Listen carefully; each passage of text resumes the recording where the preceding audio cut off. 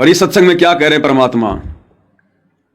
हर प्रकार से गुरुदेव हमें सचेत कर रहे हैं कि अपने आप को भी बचा के रखना है,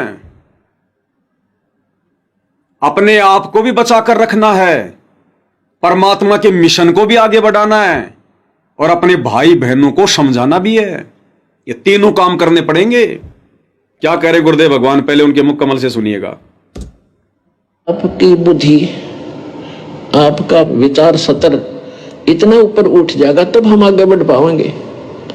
ना तो रोज की किसी गेल मरले लड़का ये तो तैयार बैठे हैं। तो हमने अपने मिशन को सफल भी करना है, अपने आप को बचा कर भी रखना है और परमात्मा के ज्ञान को उसके बच्चों तक पहुंचा।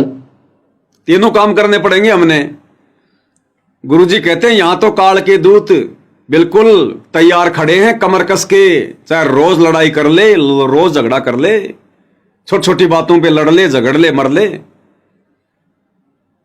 लेकिन हमने अपने आप को भी बचा के रखना है। इसलिए तो ये नित्य नियम दिया गया है कि आवत गाली एक है, उल्टा हो अनेक है, कबीर ना उल्टी और एक की एक। गाली ही से उपजे कलह कष्ट और मीच, हार चले सो साधु है, लागी मरे सो नीच। जो तो को काटा बोवे ताको बो तू फूल, तो ये फूल के फूल है वाको है त्रिशूल। तो गुरुजी कहते हैं इन वाणियों पे अमल करो, खरे उतरो, अपने जीवन में लागू करो और अपने आप को बचाओ। ये ज्ञान ही हमारा गुरु है वर्तमान में।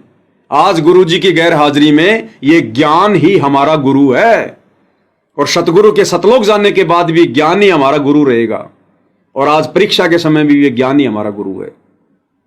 तो गुरुजी कहते हैं अपने आप को भी बचाओ। तो अपने आप को बचाना कैसे है? कोई लोहे का कोई वो कोट थोड़ी चलाना है, स्टील की पैंट थोड़ी चलानी है जो दूसरा मारेगा तो चोट नहीं लगेगी। इस ज्ञान से बचाओ। किसी को ज्ञान समझा रहे हो, सच्चाई के मार्ग पर चल रहे हो, सामने वाला यदि ज्यादा उछल कूद कर रहा है, चुपचाप हो जाओ, कूरम गति अपना लो। कूरम गति, कूरम गति क्या बताई गुरुदेव ने? कूरम यानी कछुआ। और जब उस कछुए को यह लगता है कि कोई आपत्ति आने वाली है, कोई हिंसक जानवर तेरे आसपास में है, तो वो क्या करेगा? अपने हाथ पैरों को और अपनी गर्दन को अंदर समेट लेगा और खाली ऊपर ऊपर का डब्बा रह जाएगा। और जब वो देखता है कि समस्या वो टल गई तो धीरे धीरे हाथ मुंह निकाल के फिर चलना शुरू कर देगा। इसको कहते हैं कूरम गति।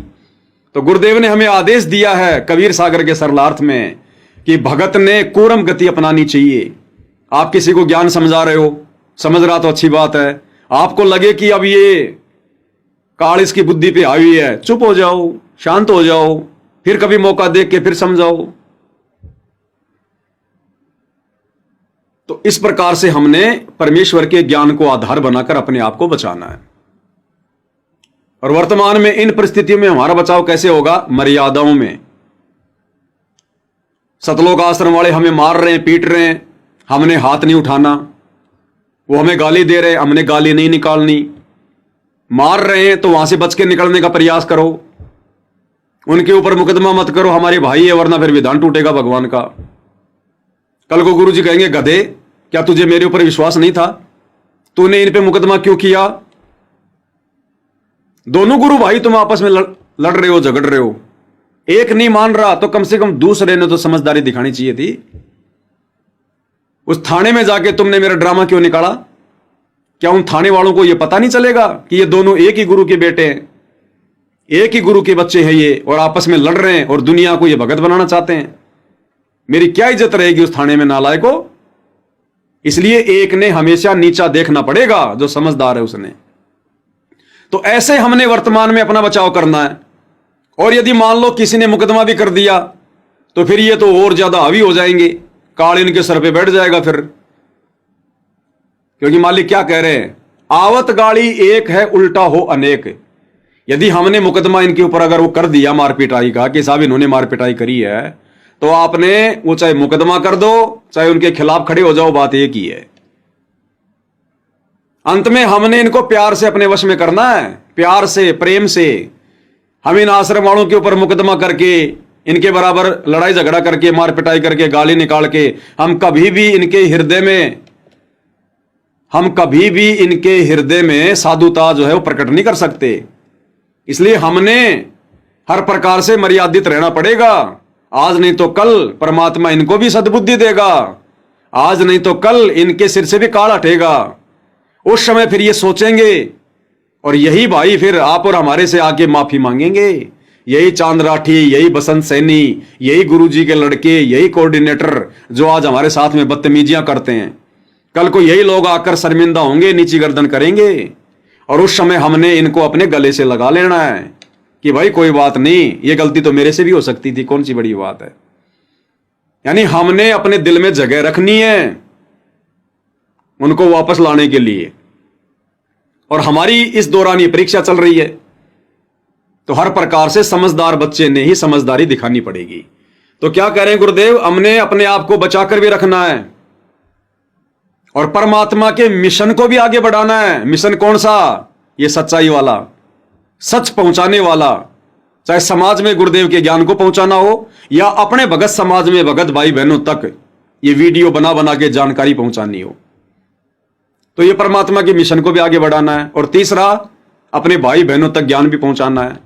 जो संगत बेचारी नादानी में इन आश्रमों में जाकर गुरुजी की गैर हाजिरी में और जो ये ज्ञान विरुद्ध हरकतें कर रही है, इन कोऑर्डिनेटरों को, गुरुजी के बेटा बेटी भाई बंधु रिश्तेदारों को बहुत बड़ा भगत मानकर अनजाने में, नादानी में हमने उन भगत भाई बहनों तक भी सोशल मीडिया के माध्यम से ये ज्ञान पहुंचाना है, ये बातें पहुंचानी है कि गुरुजी हमें क्या कह रहे हैं और ये आश्रम वाले भाई हमें किस दिशा में लेकर जा रहे हैं। तो क्या कह रहे हैं परमात्मा, ध्यान से सुनिएगा। आपकी बुद्धि, आपका विचार सतर इतना ऊपर उठ जाएगा तब हम आगे बढ़ पाएंगे। ना तो रोज की किसी गेल मरले लड़के ये तो तैयार बैठे हैं। तो हमने अपने मिशन को सफल भी करना है, अपने आप को बचा कर भी रखना है और परमात्मा के ज्ञान को उसके बच्चों तक पहुंचाना। तो भाई और बहनों, ये जिम्मेदारी जो पूज्य गुरुदेव भगवान ने आप और हमें दी है सत्सेवकों को, हमने इस जिम्मेदारी को गुरुदेव के ज्ञान को आधार बनाकर अपने गुरुदेव भगवान पर विश्वास करके हमने इसको अंततः निभाना है। तो पूज्य गुरुदेव भगवान हमें अपने सत्संगों में जो आदेश दे रहे हैं, अपनी वाणियों में हमें जो शिक्षा दे रहे हैं, जो सलाह दे रहे हैं, जो आज्ञा दे रहे हैं, उस हिसाब से हम सत्सेवक भाई बहनों ने वर्तमान में इस परीक्षा के समय में समझदारी दिखानी पड़ेगी। हमने अपने गुरुदेव भगवान को उनके ज्ञान आधार पर चलकर प्रसन्न करना पड़ेगा। आप और हमें गुरुदेव भगवान ने संगत में ज्ञान आधार से समझदार बनाया है, युवा बनाया है। और एक युवा बच्चे की जिम्मेदारी होती है अपने बाप के मिशन में उसका सहयोग करना।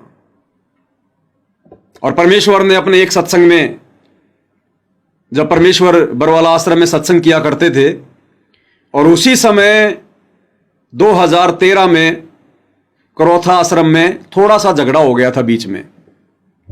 मैन जो करोथा कांड था वो तो 2006 में हुआ था। उसके बाद 2009 में सुप्रीम कोर्ट से या फिर हाई कोर्ट से हमारे को आश्रम की बागडोर वापस मिल गई थी। लेकिन हरियाणा के मुख्यमंत्री भूपेंद्र सिंह हुड्डा की इस प्रार्थना पर कि गुरुजी यदि आपने आश्रम वापस ले लिया तो मेरी सरकार चली जाएगी, ये आर्य समाजी लोग भड़क जाएंगे, इसलिए आप इस आश्रम को ऐसे रहने दो, भले ही आपको सरकार ने आश्रम वापस दे दिया। तो परमात्मा तो भाई और बहनों, गुरु समान नहीं दाता रे जग में, गुरु समान नहीं दाता। यहां चाहे मुख्यमंत्री हो चाहे प्रधानमंत्री हो, सब परमेश्वर रामपाल जी के आगे भिखारी है।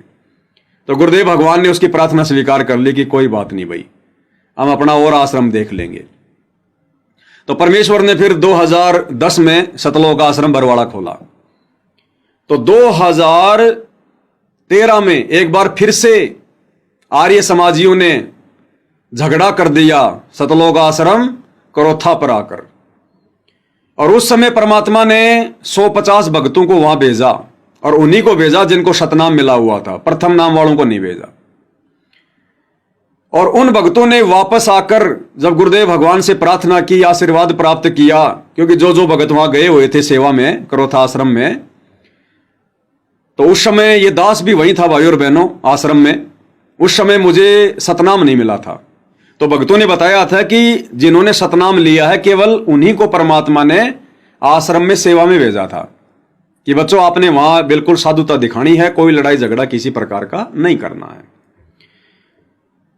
तो जब वो भगत वापस आए और उन्होंने सारा वहां का वृतांत बताया कि कैसे वो आर्य समाजी लोग जेसीपी लेकर आश्रम का मेन गेट तोड़ने के लिए आ गए, बंदूकें लेकर,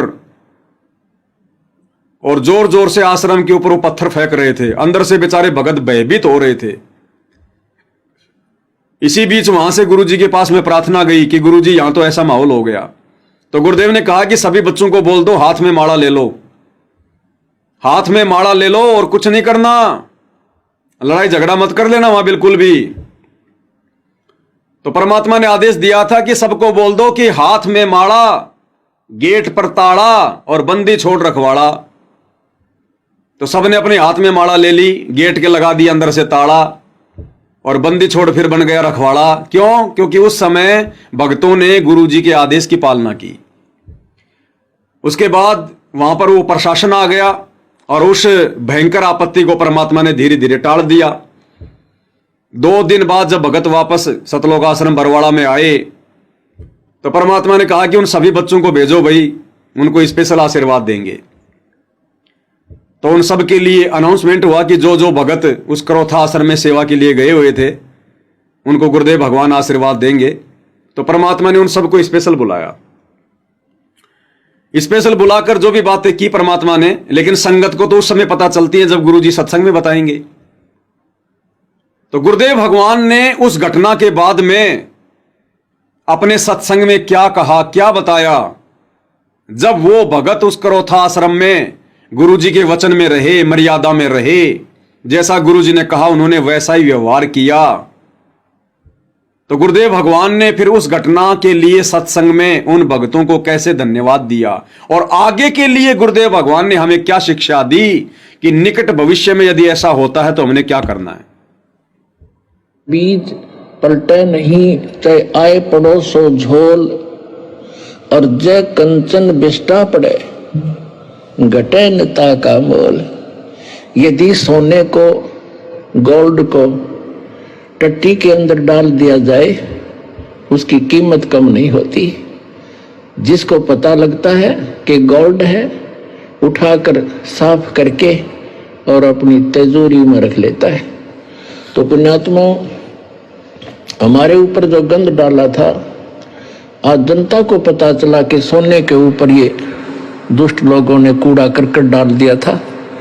आज साफ होने पर पता चला कि who is Rampal, who is Kabir God, और क्या था सतलोक आश्रम क्रोथा की सच्चाई।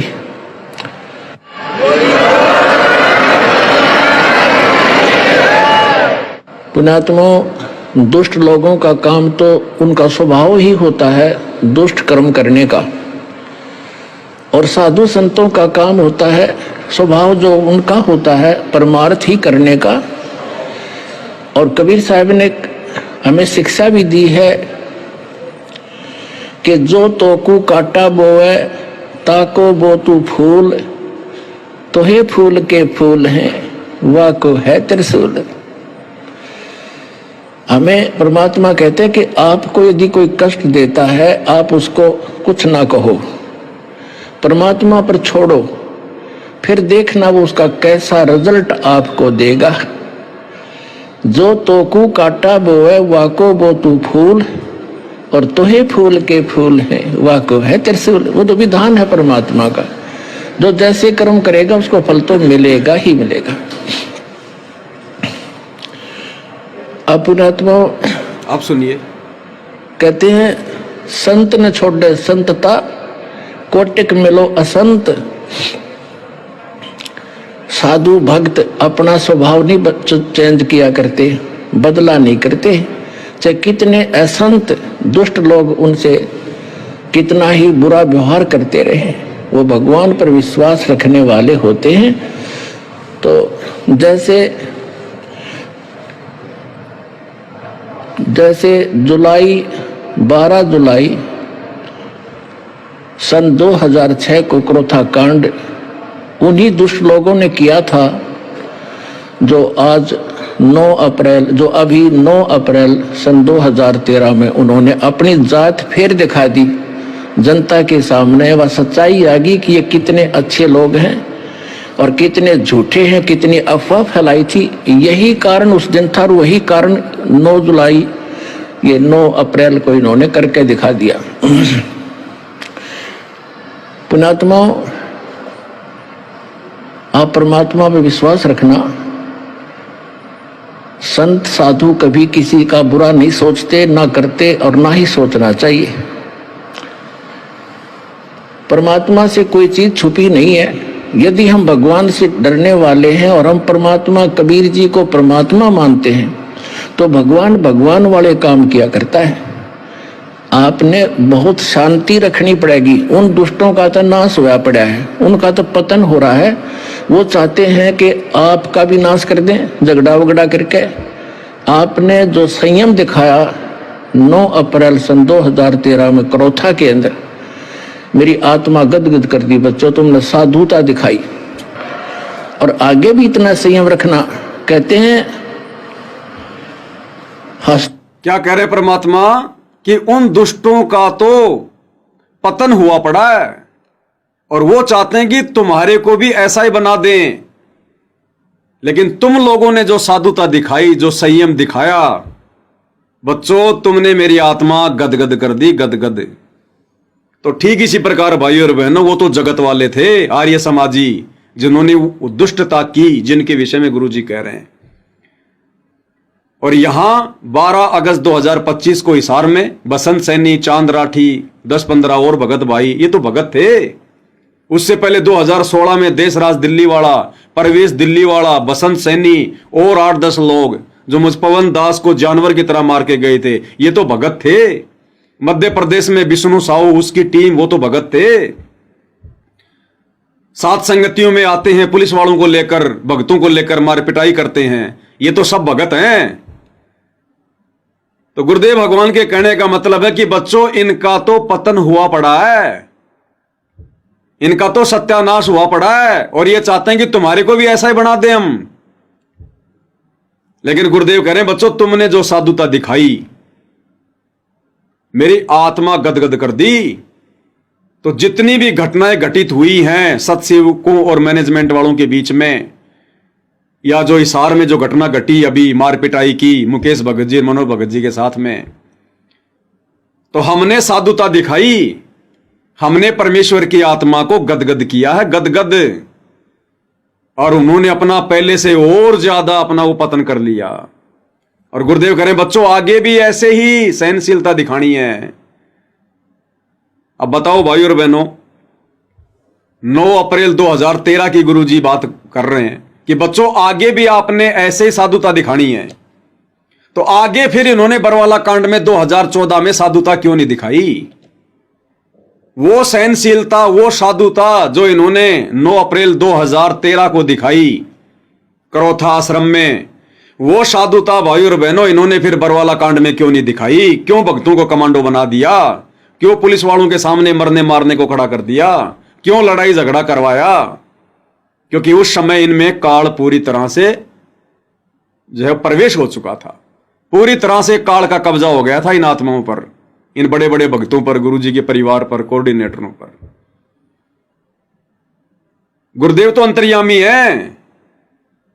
ये 9 अप्रैल की घटना 9 अप्रैल 2013 और 18 नवंबर यानी 13-14 महीने बाद में बरवाला कांड होना था। तो गुरुजी को तो पता था, इसलिए गुरुजी ने जिक्र किया कि बच्चों जो साधुता तुमने दिखाई है 2013 में, तुमने मेरी आत्मा गदगद कर दी और आगे भी ऐसे ही सहनशीलता दिखानी है। मालिक को पता था कि बरवाला कांड होगा और ये निकम्मे काम बिगाड़ेंगे, लेकिन सतगुरु तो संकेत ही किया करता है। शब्द सैन सतगुरु की पहचान है, पावे अटल सुहागरे। और संकेतों को यह समझ नहीं पाए कि गुरुजी क्या बोल रहे हैं, कहां बोल रहे हैं। तो सतगुरु ने तो पहले संकेत कर दिया था कि बच्चों आगे भी आपने ऐसे साधुता दिखानी है, यानी आगे भी ऐसे कांड होगा। अब ये संकेत होते हैं भाई और बहनों, संकेत। क्या कह रहे हैं एक बार फिर से सुन लो परमात्मा जी के वचन। ये 9 अप्रैल को इन्होंने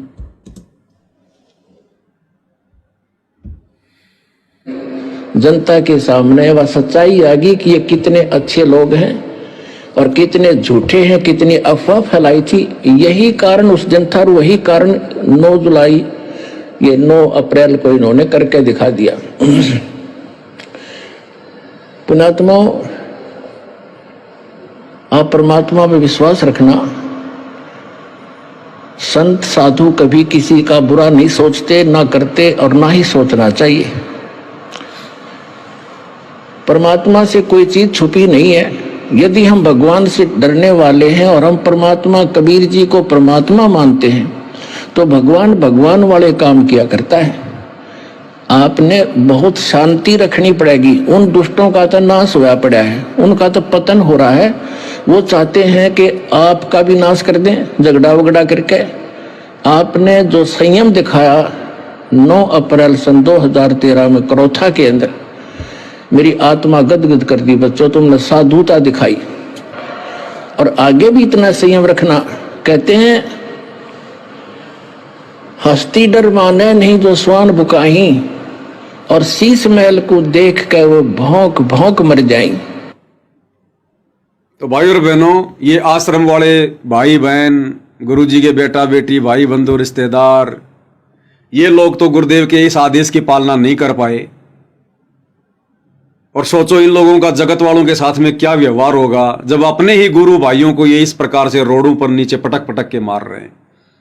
तो गुरुदेव के वचन अनुसार इनका तो पतन हो रखा है। अब ये चाहते हैं कि हम सत्सेवक भी इनके जैसे बन जाएं, इनके जैसे होके, इनके साथ मार पिटाई करके हम भी इनके जैसे ही हो जाएं, हमारा भी पतन हो जाए। तो ये हमें अपने जैसा ही बनाना चाहते हैं। लेकिन गुरुदेव कहते हैं कि साधु संतों का व्यवहार अलग होता है। हमने अपने गुरुदेव को प्रसन्न करना है और इसी प्रकार से संयम रखना है। फिर देखना भगवान भगवान वाले काम करेगा। जब समय आएगा ना, फिर देखना भगवान भगवान वाले काम करेगा। तो आप और हमने अपने कबीर परमेश्वर सतगुरु रामपाल जी पर फुल टू फुल यकीन विश्वास रखना है। अगर हम इनके बताए मार्ग पर चल रहे हैं, भक्ति कर रहे हैं, तो भाई और बहनों, चाहे कितनी घोर समस्या, घोर संकट क्यों ना आ जाओ, किसी भी प्रकार का सामने चाहे काल आके क्यों ना खड़ा हो जाए, अगर हमारा विश्वास गुरु जी पर है तो फिर भगवान भगवान वाले काम करेगा। और फिर हमारा विश्वास पहले से कहीं और ज्यादा बढ़ेगा अपने भगवान पर। तो भाई और बहनों, ये जो शॉर्ट वीडियो के माध्यम से